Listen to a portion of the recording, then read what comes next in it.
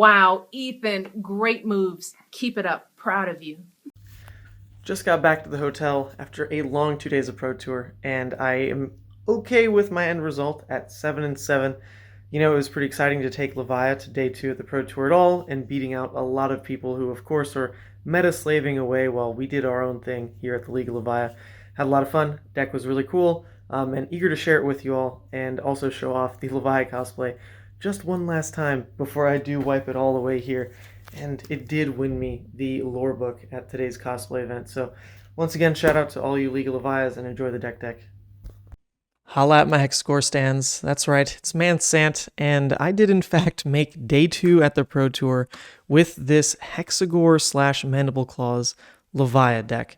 Now, this isn't actually a deck tech video because I don't think the core is really anything that important to go over. It's what you've seen pretty consistently from my channel in terms of what I like when I play Blood Debt Levia. But there are a couple things to touch on about the flip strategy and why I took it, and a lot of other things to just catch you all up on about the Pro Tour itself. And the first thing I want to mention is just an apology to all of you. I had mentioned in streams leading up to this event that I was going to try to bring you content directly from France with, streamed draft games, with streamed gauntlet matches, and there really was an extensive plan to bring all that to you. I packed all my gear together. I made all these special French-themed overlays, like a reel of Lille to intro the videos. I mean, I actually put in a lot of work to get this done, but disaster struck when at our first Airbnb, we actually encountered bed bugs. And so we had to ditch it, scramble, find a new place to go, and unfortunately at our new accommodations, there was not a common area, there was no way to set up the stream, and I really wasn't ready to try to improv everything again and actually pulling it off, so I kind of just gave up. And I do feel really bad about that. I really wanted to bring you guys a behind the scenes of what a test house is like in France, because it's a lot of fun, it's a lot of work, and normally with a lot of payoff. Because, when I went into that house, I definitely didn't think I was going to walk away deciding on like a Hexagore Levia for the weekend. But as part of this apology, I want to offer a chance for all of you to actually win a cold foil signed by Wis Nutan, the artist, Levia. Some amazing fans out there in Taiwan, you know him, Shang Tsung, actually donated an extra cold foil Levia to the channel, signed by the artist that he met at Calling Singapore, and I would love to get this in the hands of one of the viewers out there. It doesn't matter if you're the US, international, whatever, I'll ship it to you. The way to enter in this giveaway is just to leave a comment in the video and give me an idea of what other heroes I should start to look for as I explore Worlds and Nationals. And unfortunately, as some of you also might have heard from that other video on Fabled Academy, this kind of leads into a segue where, I really do think I'm shelving Levia for Nationals and Worlds. And that's really because Levia in an event like this is going to lose a non-zero amount of games to Blood Debt. And Blood Debt is something you do everything in your power to control, but variance is just a part of card games. It's why we play card games over something like chess, right? And I've always believed that like my player skill, my experience with Levia is going to let me overcome those little pitfalls that happen with her low variance outcomes. But this weekend reminded me that when you're facing against an amazing opponent, someone you deeply respect, someone who's really, really skilled at the game, you need this assurance that hand by hand, you can match them at this skilled play and have a great game. But Levia had situations over the weekend that just didn't let me play the same game that my opponent was playing. They're playing fair flesh and blood. Or hopefully they're not. Actually, let me back up. They're not playing fair flesh and blood. They're trying to play like the most unfair optimized deck, right? I'm playing fair flesh and blood most of the time. But the difference is my deck can be unfair to myself, not so much my opponent. And those situations came up this weekend and just kind of disrupted my faith in my performance if I were to bring Levia to another big event. Because I did make day 2, I did end up going 7-7, and had a lot of fun while doing it, enjoyed every game I played, but 7-7 is honestly not very good. It's right in the middle of the pack. I definitely beat out a lot of other people who were playing very meta-relevant decks, but I really thought that I could take Levia to the top. and it was great. I went 4-2 in draft. I thought I could do it, but my CC games just went south. I went 3-5 in CC. I played against 3 Viserai, and I beat 1 and lost to 2, which was expected. I played against 3 Prism, and I beat 2, lost to 1, because, rolling dice is not fun, guys. I played against a Bravo and absolutely had just that was one of those blood debt games where there's almost nothing you can do about it.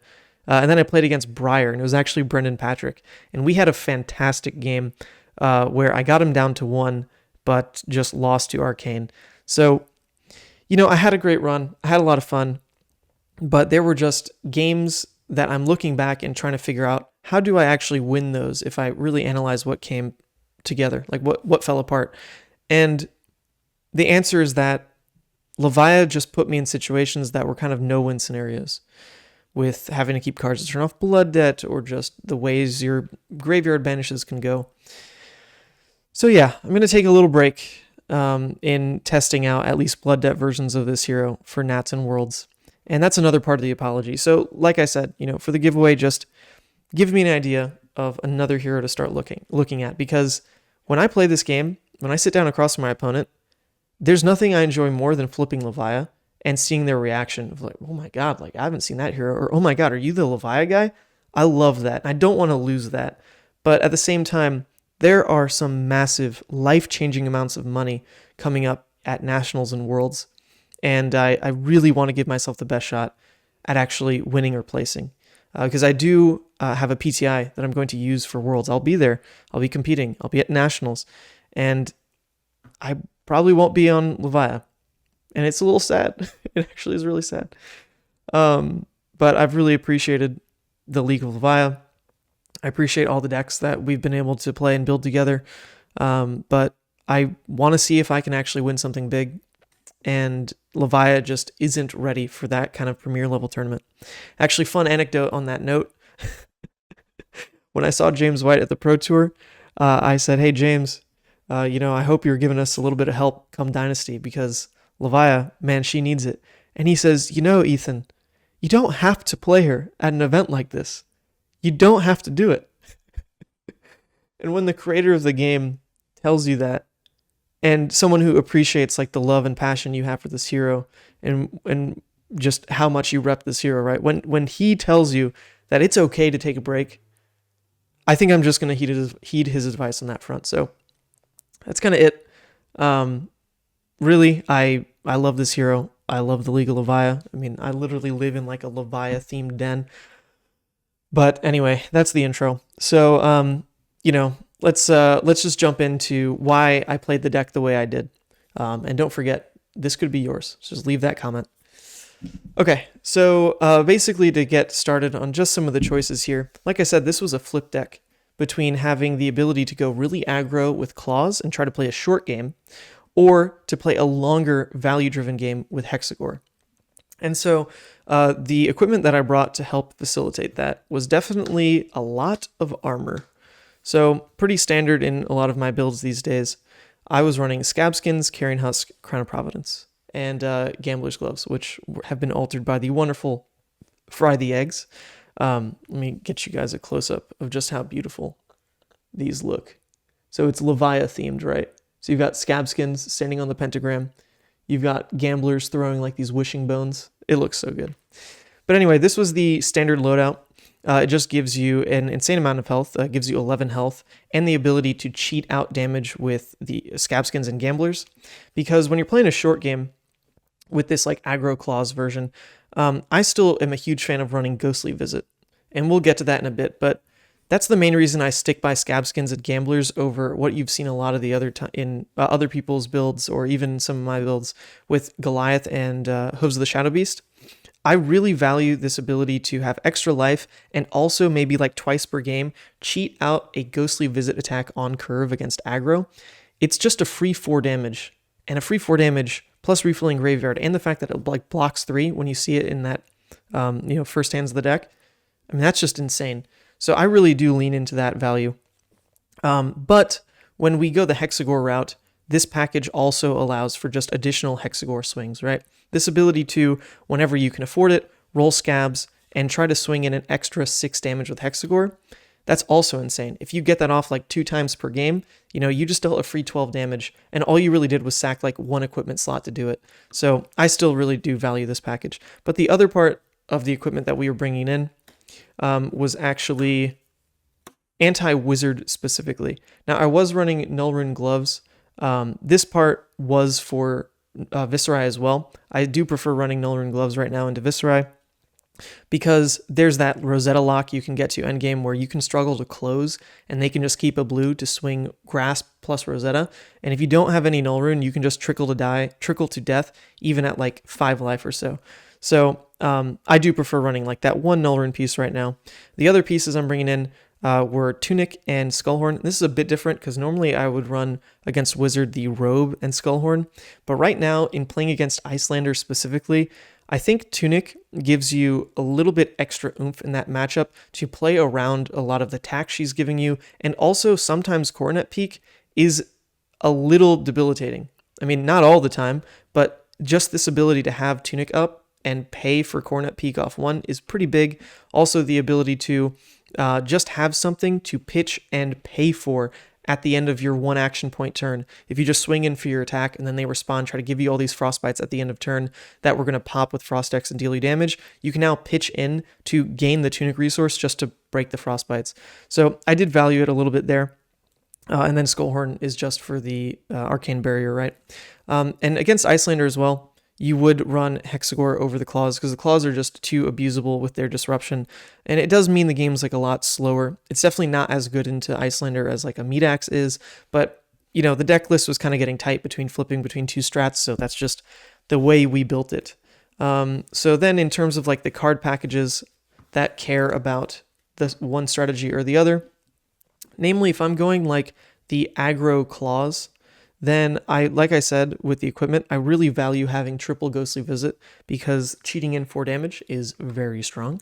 Of course, you also have the Blood Rush Bellows, which I now have signed by the wonderful Wis Nutan. So thank you to my calling Singapore friends who were able to get this done for me, Zordon. And then I have the Blue Trade-ins, which I've become a fan of, and Red Deadwood. So this package was primarily alongside the Mandible Claws version, or Mandible Claws playstyle, because it's just as aggressive as you can be in having just another very good rate play that you can play early game in Deadwood Rumbler, and a way to target Fi a little bit was really strong. Having Blood Rush, of course, huge enabler for the Claws, and having Trade-in as just a little baby enabler for the Claws that normally is your pitch fodder for turn, quite honestly. But the reason I'm running it in blue instead of red, the one thing to mention here is that when playing Levia, we all know at this point how important having your arsenal zone is with a key part of your game plan, like Endless Maw or a Dread Screamer or Unworldly Bellow, Art of War, Blood Rush, like Boneyard Marauder. Your arsenal has a key piece of your game plan, right? And when you would draw into a hand with red Trade-in, you were put in these positions where red Trade-in doesn't block super well. You can't just play it out because it doesn't have innate go again. So you ideally wanted to arsenal that card. But your arsenal is being used by a very integral piece of your deck. And so if it wasn't the right time to play out that arsenal piece, then red Trade-in just sucked because it couldn't go where it needed to go unless you really inefficiently played out that card.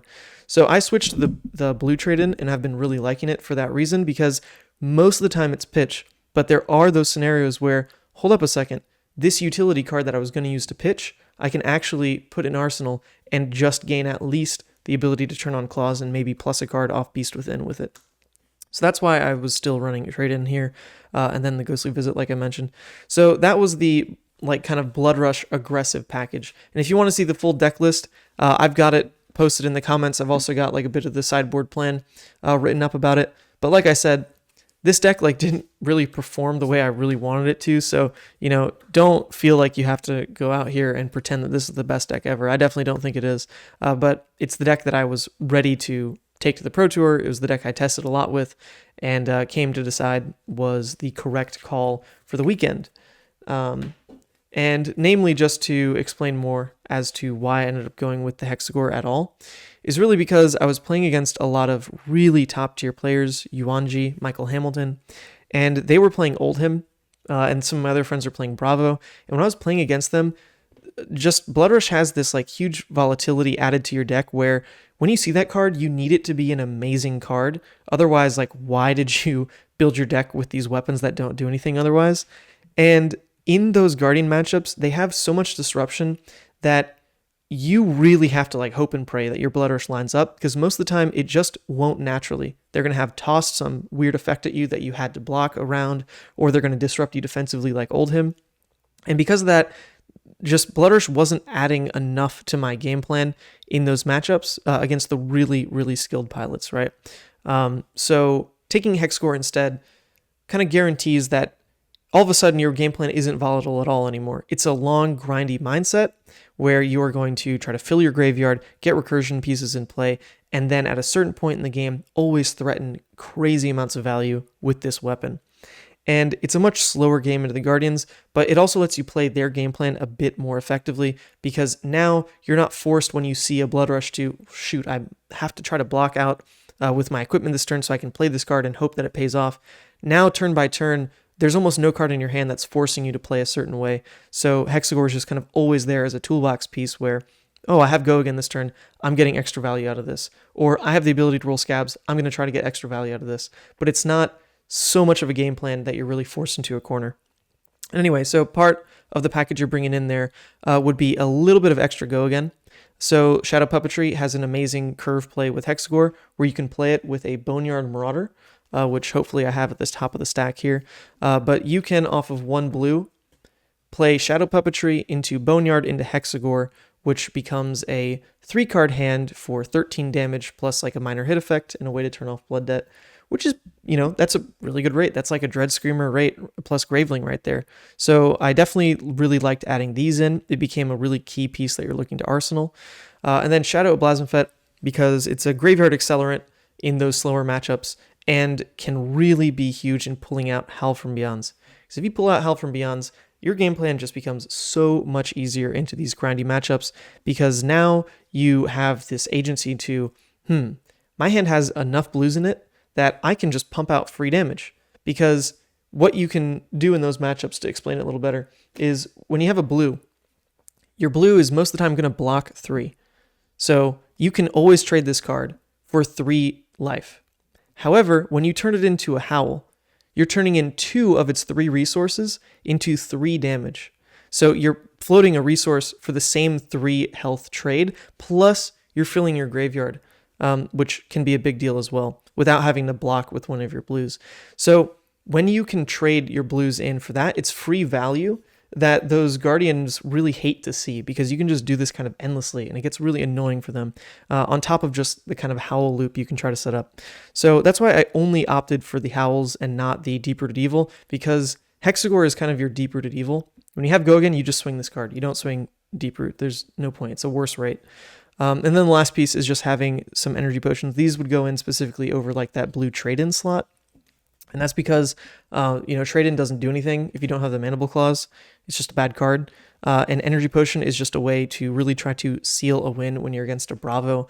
It's that play we've always talked about at this point, where if they pummel a Crippling late in the game, if you just have a 2-cost in Arsenal, you crack E-Pot, you play it out, you're good to go. So that was kind of the flip strat that the deck had going for it. And it was okay. In testing, it definitely went a lot better. But in testing, I was playing against the matchups where I knew having a strategy like this was giving me an edge. Like I was playing against a lot of Oldhim, playing against a lot of Bravo, and felt really good about having brought this in. But then on the day, I played against, I don't know if I mentioned it, but 3 Viscerai, a Briar, a Bravo, 3 Prism.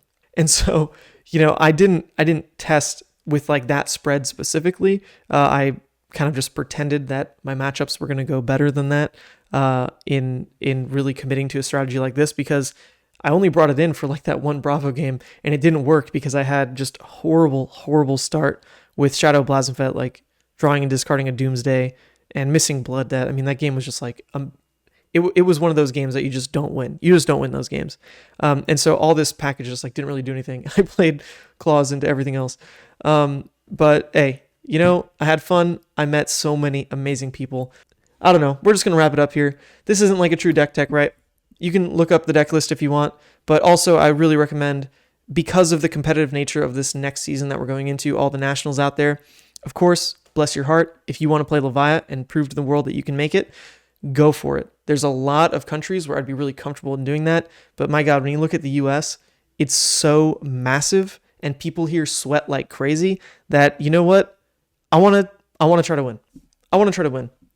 And on your end, don't forget, you can also try to win. Just leave a comment on another hero you think I should start to explore, and you could win this here Cold Foil Levia. So that's it, folks. And, we'll try to get back into more regularly scheduled content. This has kind of been a mess. I still don't even have my bag. They lost it. So, I'm missing a lot of my setup. But once that's back, hopefully, fingers crossed, then, some streams again, having friends over, testing for nationals, all that will come back to the channel. And maybe even, some other gameplay that's not just totally Levia-centric, because we're having a bit of a breakup, it seems. But with that, thanks for watching, and I'll catch you in the next one.